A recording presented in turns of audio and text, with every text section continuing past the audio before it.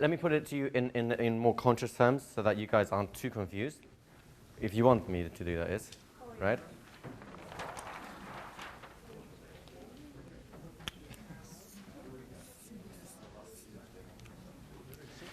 Let's do our traditional divide between the conscious mind and the unconscious mind, right? We'll call this the confusion stick. We'll call this the clarity stick, right? In this example, the conscious mind is confused, the unconscious mind is confused. You can tell because the conscious mind has no clue what's going on, and they feel bad about it, right?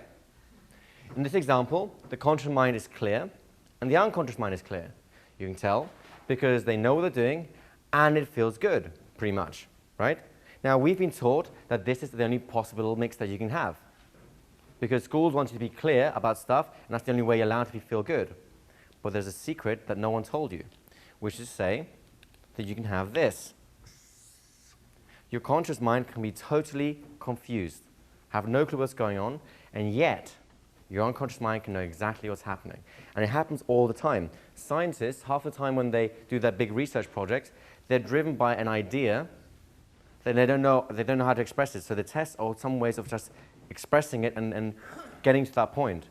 Einstein knew about the theory of relativity before he spent 2 years trying to prove it. Does that make sense?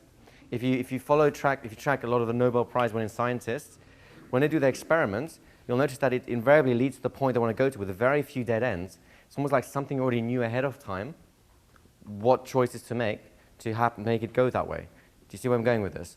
So what Adam just experienced, and it's actually, he's now beginning to move from this into that. He started right here. Actually, he didn't. This was like actually like this, right? There's an amount of clarity you could tell because he's smiling and still confused, but there was a tinge of unpleasantness to that, although it still wasn't too bad, right? Then we moved him. This is the point where we really wanted to get him to, and now he's kind of like here. So it's still not totally clear, but it's all starting to make sense. Would that be fair to say? So what we want to get people to is at least this, and sometimes this is actually better than that, because this can't interfere now.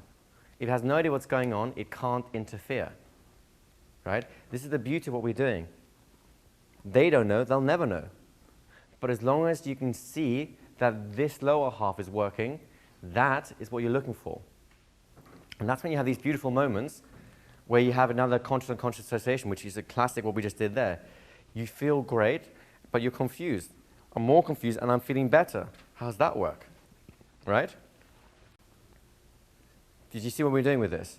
Now, please do not ask me to repeat what it was. I couldn't write a script like this. Right? I'm not that good. Seriously, I am not that good. But luckily he is, and that's all I need to know. Right? Incidentally, that was another example of exactly the same pattern, but it was so mild. Did it cause any confusion? Not really. But it did something, didn't it? I was switching referential index. I'm doing the same thing here, only putting your attention to somewhere where it wasn't, which is on who you're paying attention to. So I'm not that good. Luckily he is, and he makes up for the both of us. Do you see how making up these patterns is not difficult when you have a form of mental clarity? And that is to say, where are you taking their attention to? That's the only thing you need to think about.